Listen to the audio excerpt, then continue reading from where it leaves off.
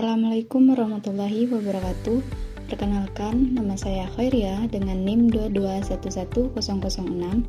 Di sini saya akan membuat tugas aplikasi pembelajaran berbasis teknologi tentang fikih ibadah dalam konsep Islam. Dosen pengampu Prianggo Karunia Rahman.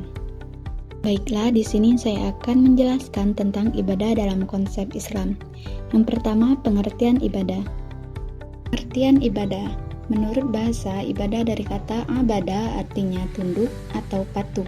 Sedangkan menurut istilah, ibadah adalah ketaatan yang dituntut oleh Allah Subhanahu wa taala agar dilaksanakan oleh para hambanya dengan cara tertentu, dengan tujuan mendekatkan diri kepada Allah Subhanahu wa taala, mensyukuri karunia-Nya serta mencari pahala di dunia dan di akhirat. Adapun sumber hukum ibadah terdapat dalam Quran Surah Az-Zariyat ayat 56 yang artinya, dan aku tidak menciptakan jin dan manusia melainkan mereka beribadah kepadaku. Terdapat dalam hadis Nabi SAW dalam Abu Hurairah radhiyallahu anhu meriwayatkan Rasulullah SAW bersabda, 7 golongan yang akan dinaungi oleh Allah Subhanahu wa taala di bawah naungannya pada saat tidak ada naungan selain naungannya: pemuda yang tumbuh dalam ibadah kepada Allah, pemuda yang hatinya terikat oleh masjid-masjid. Hadis riwayat muttafaq alaih. Jenis-jenis ibadah dalam Islam. Yang pertama, ibadah dari segi ruang lingkup, dan kedua, ibadah dari segi bentuknya.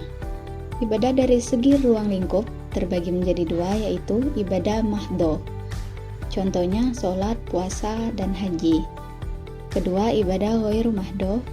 Contohnya jual beli dan pelestarian lingkungan.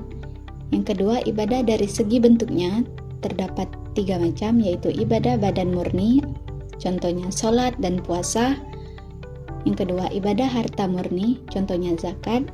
Yang ketiga, ibadah badan dan harta, contohnya haji. Prinsip-prinsip ibadah dalam Islam. Agar ibadah diterima di sisi Allah Subhanahu wa taala, ada beberapa syarat yang harus dipenuhi. Yang pertama, muraqabah, yaitu seseorang beribadah seolah-olah Allah Subhanahu wa taala mengawasinya. Yang kedua, ikhlas. Artinya seseorang beribadah semata-mata hanya mengharapkan ridha Allah Subhanahu wa taala. Yang ketiga, disiplin waktu. Hendaknya orang-orang yang beribadah melakukan ibadah di awal waktu. Kemudian, tujuan ibadah.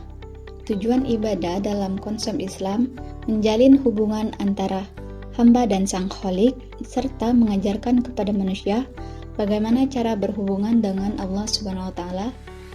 Jiwa dan hati manusia akan jernih, ruhnya akan meningkat, lalu dapat menjaganya dari berbagai jenis keburukan dan kerusakan. Nah, mungkin hanya itu materi tentang ibadah dalam konsep Islam. Saya pamit. Wassalamualaikum warahmatullahi wabarakatuh.